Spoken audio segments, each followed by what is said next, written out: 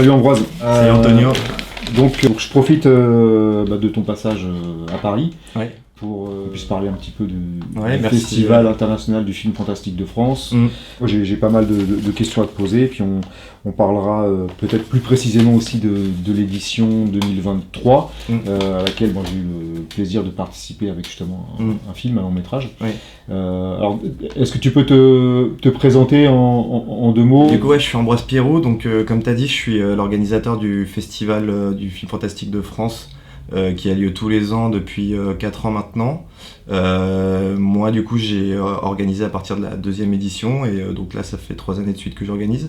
Je suis en train de faire la 4e là pour le 15 novembre, du coup, qui sera au Reflet Médicis. Moi, du coup, j'ai 30 ans, c'est pas ma seule activité, du coup, d'organiser des festivals. Je travaille aussi en post-production de publicité, en tant que post-producteur. Et voilà, donc après je suis travailleur indépendant, donc c'est ça qui me permet aussi de travailler à la fois sur des projets de publicité et en même temps de pouvoir organiser le festival à Paris. Et je travaille également sur le festival Cinéverse avec également Ciné, qui est organisé à Marseille. Et d'ailleurs le festival du film fantastique de France s'appelle désormais le Paris Cinéverse Film Festival à partir de cette année. On va un peu éplucher tout ça. Ouais, c'est ça. Au niveau de tes multiples activités, si on doit parler un peu plus de cinéma, qu'est-ce que tu as eu l'occasion de faire tout simplement quoi? Alors c'est vrai que ce qui est bien dans l'audiovisuel, c'est que vu qu'à chaque fois c'est des projets courts, j'ai eu la chance de bosser sur beaucoup de projets. Personnellement, j'ai réalisé quelques courts-métrages, ce qui vu que j'ai fait des études de cinéma, donc à la fois en tant qu'étudiant et aussi après j'ai continué à essayer de développer mes projets. J'ai travaillé aussi dans le long métrage pour la société Alcatraz Film, qui malheureusement n'existe plus. Dont le producteur est Olivier Terry-Lapéné, qui a été du coup jury du festival les 2 dernières années. Et du coup ça m'a permis d'avoir des expériences différentes, de rencontrer des gens. Voilà. Qu'est-ce que tu avais fait à Alcatraz J'étais en stage, du coup, j'ai fait un stage de 6 mois là-bas en assistant de production. Et du coup, ça m'a permis de travailler sur Alcatraz Film. À l'époque, ils avaient produit des films avec Claire Denis. Et également, ils étaient très portés sur le cinéma étranger. Ils avaient fait des coproductions avec la Chine, l'Italie, la Roumanie. Et grâce à ça, j'avais pu rencontrer des réalisateurs allemands aussi. Et j'avais pu rencontrer des réalisateurs étrangers et des producteurs. Donc c'était une belle expérience, mais c'est vrai que malheureusement, c'est forcément une industrie où il y a des impératifs financiers. Et Alcatraz, malheureusement, avait enchaîné des projets qui n'avaient pas fonctionné. Donc c'est pour ça que j'ai pas pu rester et que quelques mois après mon départ, du coup, ils ont été obligés de fermer. Oui, ils défendaient un cinéma, on va dire, un peu... Un vrai cinéma indépendant, hors circuit commercial. Oui. Pour les placer, en fait, leur premier film qu'ils avaient produit, c'était La vie d'Adèle. Donc ça avait Palme d'Or, 1 million d'entrées. C'était une très belle performance qui leur a permis justement de bien réussir. Et alors après, donc la connexion avec le festival. Parce que si j'ai bien compris, ce festival à la base est organisé, ou du moins les promoteurs, ceux qui ont impulsé ce projet, ne sont pas en France, c'est ça? C'est ça, oui. En fait, c'est Ciné, c'est l'organisme qui organise le festival. C'est un organisme qui, à la base, vient de Nouvelle-Zélande. Et en fait, ils ont créé un circuit de festivals à travers le monde. À la fois en Nouvelle-Zélande, Australie, États-Unis, Inde, Canada. Et donc en France depuis quelques temps. Et donc en fait ils sont en partenariat à la fois avec IMDb, donc les prix décernés sont certifiés par IMDb, ce qui est quand même gage d'un certain niveau de remise de prix. Et en même temps aussi avec Film Freeway. Donc en fait à travers la plateforme, ce qui est assez extraordinaire à l'heure actuelle, c'est que grâce à ça en fait tout le monde peut s'inscrire de n'importe où. Il n'y a pas de limitation justement de pays, de langue. Et ça permet justement d'avoir des candidatures avec des choses extrêmement variées. Et ça, c'est vrai que c'est bon, après c'est sûr que forcément il y a de tout, mais c'est souvent un vrai plaisir de pouvoir sélectionner les films à la fin où il y a une vraie diversité. Là par exemple, on est en train de finir la sélection pour le festival du mois de novembre. Et on a de tous les pays, on a des films qui viennent de Chine, d'Asie, d'Afrique, d'Amérique latine. et de pouvoir sélectionner sur les 400 films là qui sont inscrits. Donc il y a un gros tri à faire, on est une équipe de 4 à s'en occuper. Et on essaie vraiment de valoriser tous les inscrits, on fait pas de choix random parce qu'on veut vraiment avoir la meilleure sélection possible, et aussi valoriser ceux qui s'inscrivent parce que ça a un coût également. Et donc par rapport à ça, c'est vraiment gratifiant à la fin de pouvoir sortir une sélection d'une dizaine de films et ensuite de pouvoir récompenser ces films-là au cours de l'événement. Donc là, ça veut dire, parce que tu peux donner un ordre de grandeur, là actuellement vous recevez combien de courts-métrages, combien de longs-métrages à peu près ? Alors le rapport court-métrage, long-métrage, il est vraiment déséquilibré vu que c'est surtout des courts-métrages qu'on reçoit évidemment. Je dirais que là par exemple on a reçu 400 films pour l'édition de cette année et à peu près, j'ai pas le chiffre exact en tête, mais le ratio il est de 50 longs-métrages pour 350 courts-métrages en fait. D'accord. Okay. Et après court-métrage ça va de 1 minute à 30 minutes en fait. Donc voilà, après c'est vrai qu'il y a des films intermédiaires aussi de 1 heure, mais des vrais longs métrages qui font entre 1h10 et parfois même 3 heures. Donc voilà, c'est un gros travail de sélection. Ça veut dire que c'est quand même beaucoup de temps de visionnage, et comme tu l'as dit, vous comme de votre optique, c'est comme vraiment de regarder les films. Et oui, voilà, c'est ça. Après c'est vrai que en fait le spectre il est extrêmement grand, c'est-à-dire qu'on a des choses extrêmement amateurs, c'est-à-dire des gens qui ont fait un film dans leur jardin avec un téléphone, et il y a des vrais longs métrages professionnels avec des boîtes de production derrière, donc des courts métrages aussi de très grande qualité. Donc c'est vrai que le spectre là-dessus il est extrêmement grand, mais voilà, on essaie vraiment de tout valoriser, de tout voir et d'essayer d'avoir la meilleure sélection possible. Et c'est vrai que dans les retours positifs qu'on a qui nous font extrêmement plaisir, c'est que souvent on nous dit la sélection était très bien, elle était très variée mais en même temps équilibrée pour qu'ils puissent voir l'intégralité des courts-métrages sur une soirée. Alors, du coup, je reviens un petit peu en arrière. Comment s'est fait le contact avec Ciné? Alors, j'ai répondu à une annonce sur Facebook. D'accord. Tout simplement. Et oui, c'était une époque où j'étais en transition entre deux boulots, et j'avais vu une annonce où il disait que justement c'était un travail... c'était une mission ponctuelle sur 2 à 3 mois à peu près, et ils cherchaient du coup un nouveau responsable pour l'édition du festival. Ça s'est fait très vite. J'ai été engagé mi-août. C'était du bénévolat, c'était un boulot, ou c'était un peu entre les deux? Non, c'est rémunéré du coup. Oui, c'est rémunéré au forfait du coup. Et donc du coup ça c'est donc j'ai dû passer des entretiens forcément avec l'équipe, avec le directeur de Ciné. Ici à Paris? Non, tout s'est fait en ligne en fait. En ligne, d'accord. Oui. Du coup j'ai passé un entretien avec... Ils sont où alors? La question c'est où est-ce qu'ils sont? Alors du coup c'est marrant parce que j'ai passé 2 entretiens pour avoir le poste, et en fait j'avais passé un premier entretien avec celle qui s'occupe justement l'équivalent d'une RH, même si elle se présente pas en tant que telle, qui elle était à Los Angeles. Et ensuite j'ai passé l'entretien avec le directeur qui était à Auckland en Nouvelle-Zélande du coup. D'accord. Donc voilà, c'est comme ça que ça marche.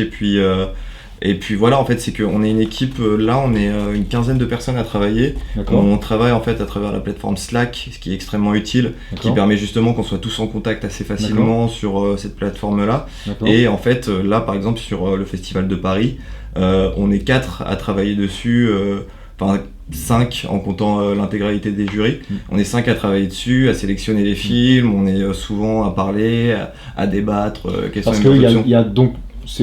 Est-ce qu'on pourrait qualifier ça d'une sorte de franchise entre guillemets? Il y a plusieurs festivals qui font partie du même groupe, si je peux dire, avec une équipe qui chapeaute l'ensemble, et puis après des équipes qui sont sur place et qui voilà, c'est ça en fait. Organisent. L'objectif, c'est que eux ils ont besoin d'avoir quelqu'un sur place, et c'est à ce moment-là du coup qu'ils ont eu besoin de moi pour justement leur festival en France. Et alors actuellement, il y a combien de festivals du coup? Là, du coup, il y en a 3 qui sont en France à l'heure actuelle, donc 2 dont je m'en occupe. Donc c'est Paris et Marseille. D'accord. Et Marseille, l'édition là qui s'est terminée il y a 3 semaines, du coup, où du coup j'ai dû me rendre sur place, et qui s'est très bien déroulé d'ailleurs. Et il y a aussi un festival qui s'appelle la Biennale de Bordeaux. Mais ça, c'est vrai que j'ai très peu d'informations là-dessus. Je vais y aller cette année pour la première fois pour les aider. Et, je sais pas à quel point, vu que c'est pas Cinéverse, je sais pas si c'est Ciné exactement. Même moi, en étant à l'intérieur, c'est un peu flou forcément sur ces organismes internationaux. Vu de l'extérieur, quand on regarde un peu les communications, ne serait-ce que sur le site du festival, du cinéma international, du cinéma fantastique de France. Alors on voit Ciné. À un moment donné, on voit, dernièrement j'ai vu Cinéverse, on voit Prix Royal. Oui, Prix Royal aussi, ouais. C'est un autre nom du festival, c'est ça? Oui, c'est ça, oui. C'est qu'en fait, c'est plusieurs organismes qui se rejoignent là-dessus, mais en fait, la tête supérieure, c'est Ciné, et en dessous, du coup, il y a plein de groupes, en fait. Donc, il y a Cinéverse, il y a Prix Royal, il y a la Biennale de Bordeaux. Et donc là, par exemple, le festival à Marseille, c'était Cinéverse, c'était la 2e édition.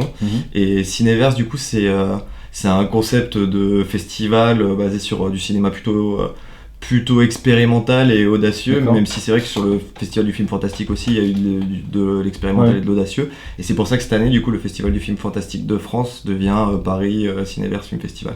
D'accord, ok. Donc là, il y a une évolution, justement, je voulais en parler après. Alors, les autres festivals à l'étranger, qui font partie aussi du même groupe, si je peux dire, on en trouve où est-ce qu'ils sont? Après, sur les villes, il y en a énormément. Donc, il y a le festival à Auckland, Sydney.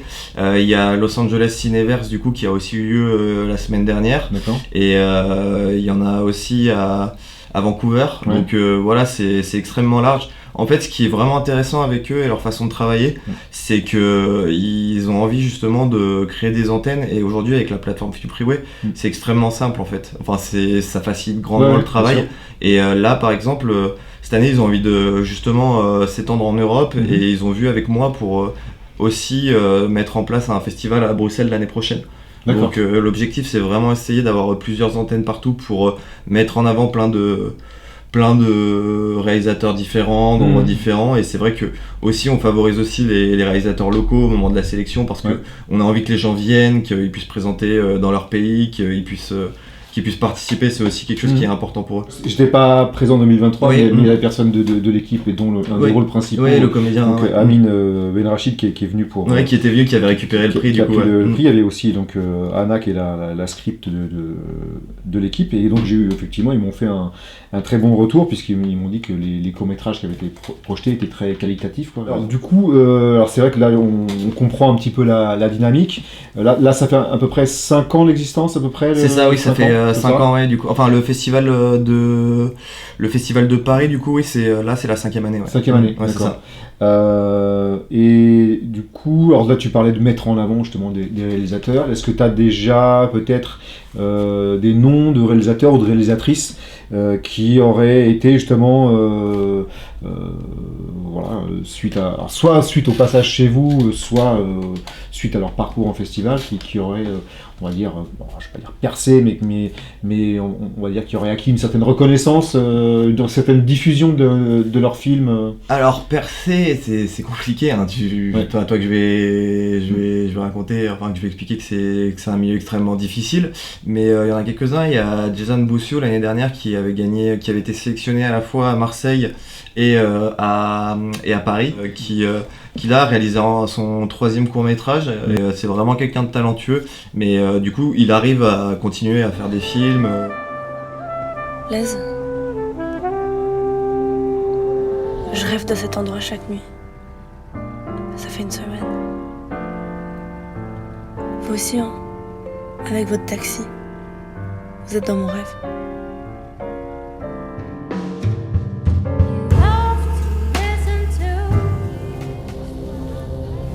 Il y a quelqu'un qui arrive.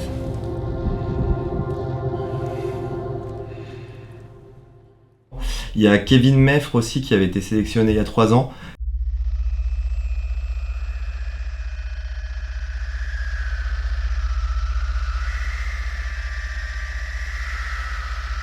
Je t'aime. Arrête. Voilà, ça fait partie des gens que j'ai eu la chance de rencontrer et on continue à se suivre. Je les invite d'ailleurs au festival quand il y a de nouvelles éditions. Les jurys sont à la fois sélectionneurs des films parce qu'il y a des festivals où il y a ceux qui sélectionnent. Oui, ceux qui font le tri, ouais. Ceux qui font le tri, et ensuite le jury qui arrive derrière pour. Alors là, nous on est 4 à regarder des films du coup, et c'est vrai que on est 2, dont moi, à faire vraiment un gros tri. Et du coup après on est 4, enfin un gros tri sur 400, on en garde quand même une centaine.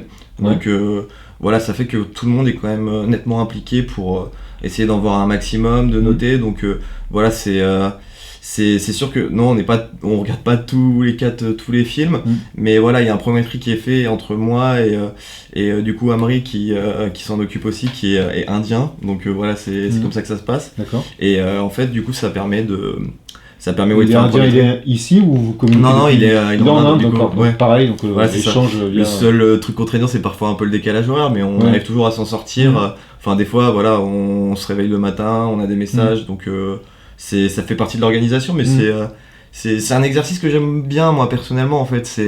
C'est gratifiant de pouvoir en parler avec des gens qui ont d'autres cultures, d'autres sensibilités, et de voir autant de films. Pour en plus avoir réalisé des courts-métrages moi-même, ça ouvre des horizons qui sont vraiment très intéressants là-dessus. Ouais, bien sûr, parce que le court-métrage, par définition, ça permet d'expérimenter des choses.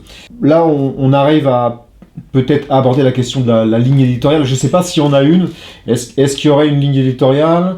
C'est une question qu'on se pose souvent. Ou est-ce que c'est une ligne éditoriale qui se fait sur le tas, c'est-à-dire qu'en fonction du matériel qu'on a, finalement, il y a quelque chose qui se dégage, des films qui nous arrivent. Il y a une ligne éditoriale souple, on va dire, en fait. Ouais. Festival du film fantastique, bien sûr, fallait forcément que ce soit des films fantastiques. Ensuite, après, on aime bien, moi j'avais proposé l'idée et ils étaient assez d'accord assez vite, c'est quand même d'avoir un spectre extrêmement large, c'est-à-dire que tous les ans aussi on sélectionne au moins un documentaire et un clip. Et ça c'est toujours, et forcément le documentaire ça rentre pas dans le cadre fantastique, mais on reçoit quand même des choses extrêmement intéressantes. Donc il y en avait un, ça s'appelait La musique des sourds.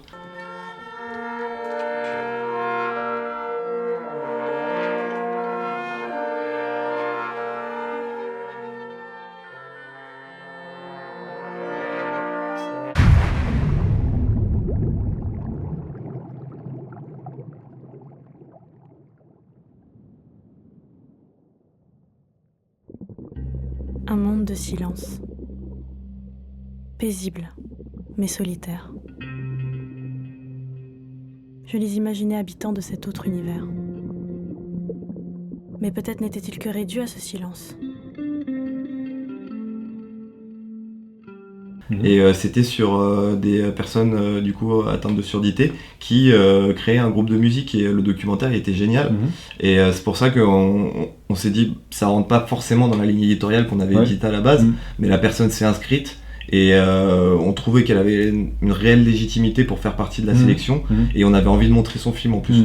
Donc voilà, c'est pour ça. Et le clip aussi, c'est parce que c'est pareil, c'est pas forcément tout le temps des choses expérimentales, mais après on aime aussi que dans les clips, ce qui est bien comme le court-métrage, c'est qu'on peut faire des choses assez audacieuses, et ça aussi on veut le mettre en avant. Et en plus ce qui est intéressant en fait, c'est que c'est sur une soirée qu'on présente tous les films, et c'est bien parfois d'avoir un interlude musical qui change un peu, qui permet de créer un rythme entre deux courts-métrages différents. Donc c'est pour ça que là-dessus on est assez ouvert, mais c'est sûr qu'après la ligne c'est d'avoir quelque chose d'audacieux, expérimental, fantastique évidemment pour le festival du film fantastique, mais après comme je t'ai dit on est assez souple là-dessus.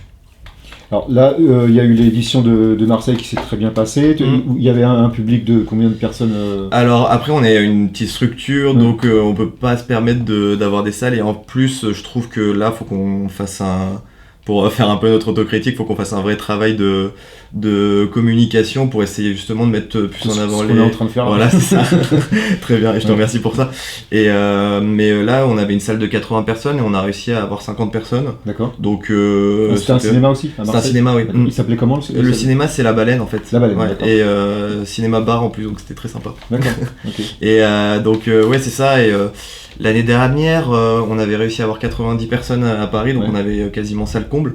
Et voilà, on essaye de grandir un peu au fur et à mesure des années. Marseille, c'était que la 2e édition, et en plus le public marseillais c'est un peu plus particulier en fait. Pour avoir de la famille qui habite là-bas, ils m'ont dit que ça se joue beaucoup au bouche à oreille, aux flyers, aux affiches. Et c'est vrai que moi, n'étant pas sur place, j'avais pas pu forcément mettre en place cette stratégie-là, mais sur les années prochaines, c'est quelque chose qu'on va essayer de valoriser. Sur Paris, je pense qu'il y a vraiment un gros potentiel de public à aller chercher. Oui, complètement, Et toujours dans une démarche de vraiment mettre en avant, promouvoir le cinéma indépendant, quoi. Oui, c'est ça. C'est vrai que c'est surtout les réalisateurs qu'on met en avant.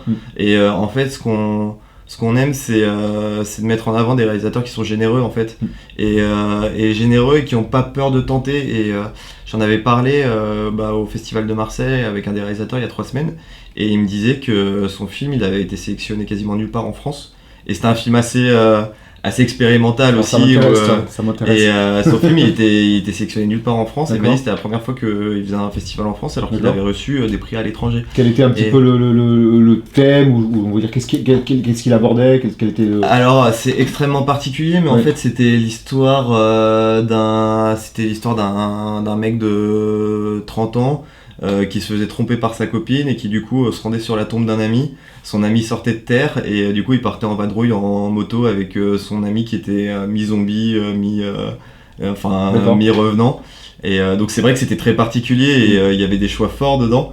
Et en fait du coup nous c'est ça qui nous a plu, c'est que c'était extrêmement audacieux et que sur le film il y a toujours des moments où on se dit ah ouais il part dans cette direction là, et puis on dit ah il part encore plus dans cette direction, et ainsi de suite. Oui, c'est intéressant comme pitch en tout cas. Et justement ça m'a touché parce qu'il nous a remercié justement d'avoir eu l'audace, nous aussi, de le sélectionner, de le présenter et de lui remettre un prix en plus. D'accord. Et est-ce que vous raisonnez aussi en termes de comment... Parce que bon, il y a beaucoup de films, vous en recevez des tas, mais il y a également énormément de festivals. En France, des festivals de long métrage, on parle de plusieurs centaines. Alors des festivals de court métrage, oui, c'est énorme. Certains sont sur les plateformes, d'autres pas. Oui, il y a tout un tas même dans des tout petits villages, des fois ils organisent des festivals de court métrage. C'est plein de petites niches comme ça. Ouais. Et vous, est-ce que vous posez la question de savoir comment se différencier d'autres festivals? Est-ce que vous réfléchissez en termes de positionnement? Voilà, nous on a tel positionnement, tu parlais à l'instant de arriver à trouver la pépite et donner la chance à la pépite qui n'a pas encore trouvé sa place. Est-ce que vous raisonnez comme ça, ou une fois de plus, est-ce que ça vient en fonction justement du matériel qui arrive et tout se façonne comme forcément, on est dépendant du matériel qu'on reçoit, mais après ça dépend aussi de nos sensibilités. C'est que je pense qu'on a tous des goûts qui sont assez éclectiques, c'est-à-dire qu'on n'est pas tous que sur un type de cinéma. C'est qu'en fait on est pas sur un genre en particulier, mais on est sur je pense sur plutôt un état d'esprit là-dessus. Et après c'est pas quelque chose, je pense, qu'on a vraiment calculé non plus. En fait moi quand je suis arrivé là-dedans, et je pense que c'est qu'on s'est rendu compte au moment de mes entretiens qu'on avait la même sensibilité là-dessus. Mais voilà, c'est quelque chose qui s'est fait assez naturellement, et le but c'est de pousser en fait, de pas se mettre de barrières, de pas dire ah non là ça va trop loin, ah non ça c'est un peu polémique, ah non tel sujet on n'a pas trop envie d'en parler. C'est vrai que peut-être un point où on se fixe, c'est que on reçoit quand même beaucoup de films qui sont un peu des tracts politiques, si tu vois ce que je veux dire. D'accord, tu vois, où en fait c'est pas, ce qui intéresse, c'est pas la narration, c'est pas la mise en scène, c'est pas tout ce qui fait d'un film un film en fait. Et c'est pour dire voilà, nous on est contre ça, on est pour ça, et ainsi de suite. Et c'est vrai que ça, c'est ceux peut-être envers lesquels on est peut-être un peu plus sévère, parce que le fait d'avoir un propos politique, c'est absolument pas un problème, et ton film en est la preuve, tu vois. Et en fait, ce qui nous dérange, c'est de ne faire que ça. Et pour nous, la base du cinéma, c'est la narration en fait. C'est comment tu racontes par le scénario et par les images. Et donc ça c'est toujours quelque chose qu'on valorise, et c'est vrai que voilà, des choses qui sont faites en fait ça pourrait être des clips de campagne présidentielle, ça nous intéresse pas. Ça là-dessus c'est peut-être l'un des rares points sur lesquels on est assez sévère, et où les films on est tous d'accord pour ne pas les intégrer à la sélection. Mais laisser un cheminement à l'intérieur du film au spectateur. Oui, créer des personnages, créer justement des arcs narratifs, et puis aussi, moi je personnellement, et je pense que les autres jurys du festival, on est aussi attachés beaucoup à l'image, parce que, pas d'un point de vue superficiel, mais parce que l'image sert aussi le propos, et ça c'est quelque chose que je valorise énormément. Et en fait moi, si jamais il y a l'image en termes de qualité de l'image, en termes de cadre, en termes de choix esthétique. Ouais, c'est ça, de tout en fait. C'est-à-dire que en fait faut que ce soit pensé d'une certaine façon, c'est-à-dire que voilà, si il y a tel choix sur l'étalonnage, sur les cadres, sur la mise en scène, faut aussi que ce soit, si jamais, faut faut que ça serve le propos dans tous les cas. Et si jamais c'est fait de façon harmonieuse et tout, moi, un film, moi j'aime mes opinions politiques comme tout le monde, mais si je vois un film qui est très bien fait et qui va à l'encontre de mes opinions politiques, bah ça m'intéresse en fait. Et là, ouais, ça m'intéresse parce que s'il y a un film, il y a une histoire, il y a des personnages, mais juste le film militant qui te dit il faut penser comme ça, bah non. Forcément, c'est pas intéressant et je pense pas que ce soit fait pour de bonnes raisons en plus, c'est ça le problème. Ouais, puis le but c'est pas de faire des clips de campagne comme tu le disais. Peut-être qu'on peut dire un mot un peu sur les personnes qui travaillent avec toi sur le festival justement. Oui, alors du coup, oui, comme je te disais, il y avait Amri du coup avec qui on travaille ensemble du coup pour faire la première passe sur la sélection. Ensuite du coup il y a Jonathan Zoffi qui est le directeur de Ciné Ciné, qui est basé en Nouvelle-Zélande, qui est lui aussi également producteur, réalisateur et qui du coup chapeaute en même temps l'intégralité de ces festivals. Chaque fois que tu dis Nouvelle-Zélande, ça me fait tilt parce que donc c'est vraiment à l'autre bout de la planète quoi. Oui, pour organiser des réunions pour qu'on se parle, c'est un peu compliqué. Et du coup après oui, on avait Olivier Terry-Lapiné, donc producteur chez Alcatraz Film, qui avait été jury sur les 2 dernières années. Cette année là il était extrêmement occupé, donc il n'a pas pu renouveler l'expérience. Et là on a du coup le directeur de la partie Cinéverse du coup qui chapeaute tous les festivals Cinéverse, qui s'appelle Drew McPowell et qui est basé à Los Angeles, qui est également réalisateur de publicité et qui organise du coup qui est responsable du festival de Los Angeles. Cinéverse du coup, et voilà, donc là on travaille tous les 4 avec Amri. Du coup on a terminé cette partie là, il nous reste 20 films et il faut qu'on en élimine encore 10 du coup pour faire la sélection finale.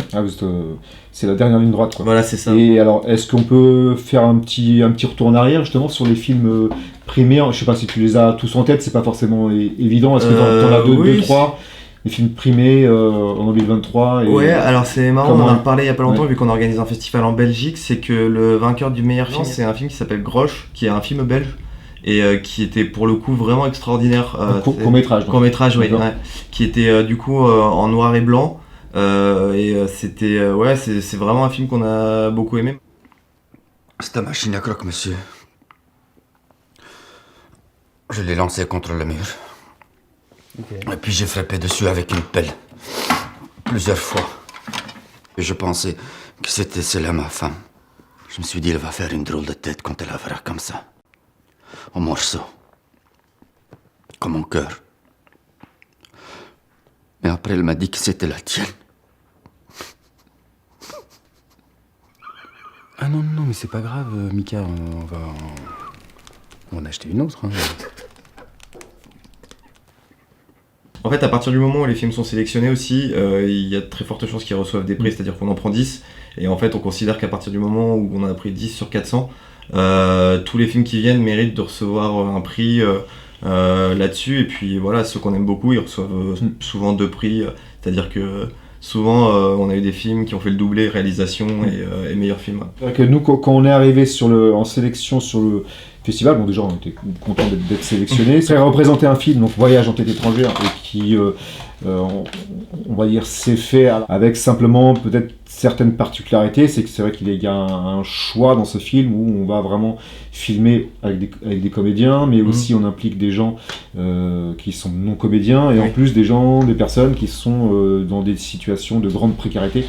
Donc là, c'est vrai que là on pousse quand même un petit peu au bouchon, parce que forcément la précarité que rencontrent ces personnes dans leur vie, alors pour être plus précis, on avait des militants de collectifs de sans-papiers, principalement maliens, et aussi on a tourné avec des personnes de la communauté des Roms, donc dans un vrai Platz. Il est là, Adamou? Vous connaissez Adamou? Oui, sur Jean. Bah, il n'est pas là. Peut-être ce soir, il va être à la réunion des collectifs des sans-papiers. Non, mais je m'en fous de ta réunion, là. Il faut que je le vois maintenant. Qu'est-ce que tu veux dire, Adamou? J'ai pas le temps de discuter, il faut que je le vois vite. Je n'ai pas ta façon de parler. C'est pas un Morico qui va me dire comment parler. Samba, non, arrête. Toi, il vous met des parties. Parce que tu ne nous aimes pas, on t'a rien fait. On veut pas de problème avec toi. C'est à cause de vous, s'il veut pas repartir, vous lui avez retourné le cerveau. Adamou, il est là? Adamou! Y'a que des noirs là-dedans. Quoi? Comment on va faire pour le trouver? Y'a que des noirs. Bonjour. Bonjour. Je cherche Adamou. Mais Pourquoi vous cherchez Adamou? Parce qu'on s'en va, ça y est, c'est fini. On rentre chez nous, on s'en va.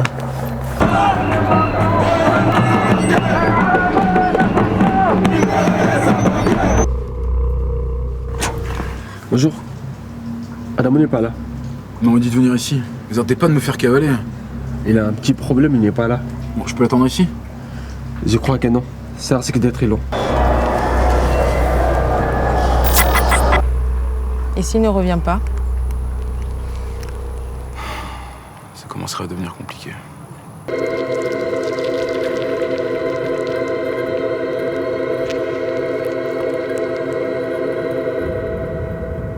Ça, évidemment, ça renvoie à une certaine image de ce qui peut exister en France. Ostracisme, pour pas dire plus, vis-à-vis de certaines communautés. On a eu un parcours assez fantastique, puisqu'on en est à 41 sélections. Notamment certains pays où il y a eu un très bon accueil. Alors le premier, c'est le Portugal. Hein. J'ai le t-shirt, c'est ça. Ça a dû faire plaisir. C'est Avanca. On a eu le premier festival, 4 prix. Ah, super. Donc, beaucoup en Espagne, beaucoup en Inde. On a été grosse activité en Inde sur les festivals, ouais. Mais on a été reçu sur 2 très gros festivals, celui de Calcutta et plus récemment Mumbai, où en fait c'est un festival itinérant. D'accord. Donc, eux ils sont sur des échelles que nous on connaît pas, c'est-à-dire que c'est un festival itinérant qui tourne pendant 2 mois sur 11 États en Inde et 18 villes, qui commence à New Delhi en août et qui termine à Mumbai en octobre.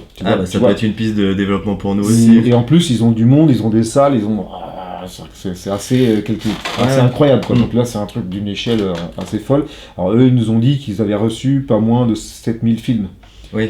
Alors bon, je pense qu'il y a un petit peu d'exagération là-dedans, mais j'ai fait un petit peu le tour des festivals beaucoup de travail. Et c'est des échelles vraiment qu'on rencontre. Donc on arrive, on est sélectionné, et puis après il y a le prix, donc on se dit agréablement surpris par la liberté éditoriale que vous preniez de l'avoir sélectionné, et en plus de l'avoir mis en avant, de l'avoir primé. Alors depuis, on a eu le Méliès de Montreuil, le cinéma qui nous a ouvert les portes.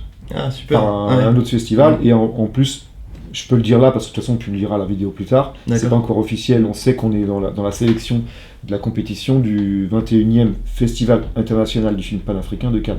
D'accord. Et voilà, mais en tout cas en France, vous avez été les number one, les numéros 1 à mettre un petit coup de projecteur on est très content. sur le film. Voilà, donc il y a une vraie liberté éditoriale, de choix et de prise de risque, donc ça c'est quand même important à souligner. Alors je sais pas si toi tu veux dire un mot par rapport à la rencontre qui s'est fait entre vous et le film, parce que ça, moi j'ai la chance de te rencontrer, on essaye toujours un peu d'avoir les comment, pourquoi t'as pris mon film, et pourquoi tu l'as pas pris des fois. Bon, en général je pose la question, c'est pourquoi tu l'as pris, et c'est vrai qu'on n'arrive pas toujours à avoir les réponses, mais après c'est pas grave, hein, mais on est toujours curieux d'aller un petit peu gratter un petit peu comment ça se fait qu'on est passé au travers des centaines ou voire des milliers que vous avez reçus. Alors je sais pas si toi tu souvenir de ça. Si, ouais, je m'en rappelle, du coup, vu que c'était il y a un an. Ça s'est fait assez naturellement, tu vois, on a fait la sélection, et sur les longs métrages, on en avait 2-3 qui nous plaisaient, et nous on peut en sélectionner qu'un seul après là-dessus, vu que tu vois, c'est sur une soirée, c'est compliqué de faire plus, et donc voilà, on avait eu un consensus là-dessus pour le fait de choisir ton film, parce que comme je te disais tout à l'heure, en fait c'est quand je parlais du cinéma politique, c'est vrai qu'il y a un propos politique dans ton film, mais après aussi ce qui nous a plu, c'est aussi l'aspect de science-fiction à l'intérieur, et le fait de mêler les deux dans ce contexte-là, ça nous a plu. Moi j'ai dit que j'ai défendu le film aussi avec Jonathan à ce moment-là, pour dire que par rapport à ce qui se passe en France, c'est que en fait on a l'impression qu'il y a la France qu'on voit dans les médias, et il y a la France de Paris, et en fait il y a une autre France qu'on voit pas, et la France en fait des sans-papiers, elle existe, elle est réelle, mais j'ai l'impression que quand on en parle, c'est soit de façon négative, et en fait les migrants, on a l'impression que c'est des statistiques, ou c'est mis en avant sur des faits divers à droite à gauche. Et là en fait ce que je trouvais aussi intéressant dans ton film, c'est que tu leur donnes un visage, tu leur donnes tu leur donnes une destinée, tu leur donnes une personnalité. Et ça, c'est quelque chose aussi qui nous a plu. Puis mine de rien, tu filmes aussi dans des endroits où qu'on voit pas, en fait, ou alors qu'on voit en passant sur le périphérique en vitesse, quoi. Et voilà, ça aussi c'est une réalité, c'est des micro-sociétés où il y a des gens qui vivent dedans, qui existent, et le fait d'avoir créé un récit de science-fiction là-dedans, en plus avec des personnages différents, c'est pas manichéen en fait. Tu dis pas il y a les gentils, il y a les méchants, c'est que il y a des personnages qui sont ambigus, et ça aussi c'est ça qui est intéressant. Et puis ouais, pour toutes ces raisons-là, et il y a aussi une vraie qualité de fabrication qu'il faut te reconnaître. Donc voilà, c'est pour ça que tous on s'est dit que c'était que voilà, s'il y avait un long métrage du coup à garder pour cette édition-là, le tien en tout cas, c'était le bon. En tout cas, merci. Alors, du coup, là, on va prendre date, donc la prochaine édition du festival le à Paris. 15 novembre. Ouais. Donc, le 15 novembre. Au Reflet Médicis. Ouais. Ça arrive bientôt. Donc, ça arrive bientôt, ouais. 15 novembre au Reflet Médicis. On achète ses billets sur place, c'est ça, on arrive on peut acheter les billets sur place, mais du coup, ce sera sur il y aura un lien pour acheter des billets, ouais. D'accord, il sera trouvable. Il y a une page Facebook, j'imagine. Il y a une page Facebook, il y a la page Instagram. Du coup, ouais, c'est ça. C'est donc la page Ciné et Prix Royal. D'accord. Et aussi la page Facebook du coup Prix Royal. Et après on va communiquer là-dessus sur les réseaux sociaux, sur Film Freeway du coup aussi on peut trouver très facilement le festival, et on va communiquer là-dessus pour mettre en avant le festival. D'accord, bon, et puis on tâchera de le partager un petit peu pour ceux qui ne connaissent pas Film Freeway, on essaiera de le diffuser au travers de Facebook, Insta, et voilà. Bah écoute, merci à toi pour merci cet à toi, échange instructif. Ouais. Merci.